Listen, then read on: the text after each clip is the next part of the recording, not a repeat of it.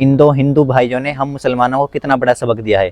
इस वीडियो को एक बार जरूर देखें और हर मुसलमान के पास जरूर शेयर करें। मुल्ला के अर्ज क्या है कि गुनाहगार तो हूं पर जहन्नमी नहीं, शराबी तो हूं पर वहाबी नहीं।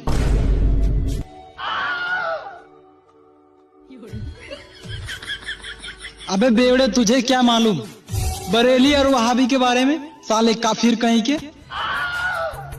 मुझे काफिर बोलता है? हाँ, मुझे? मैं मंदिर जाता हूँ, तू मजार जाता है। मैं प्रसाद खाता हूँ, तू लंगर खाता है। मैं नारियल चढ़ाता हूँ, तू चादर चढ़ाता है।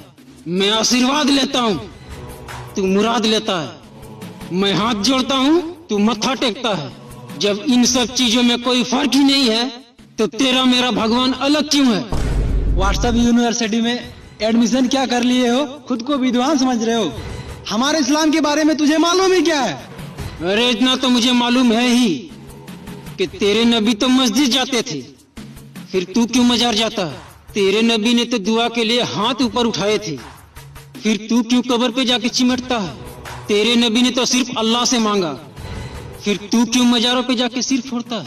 अब बता, अगर मैं काफिर हूं तो फिर तू कौन है?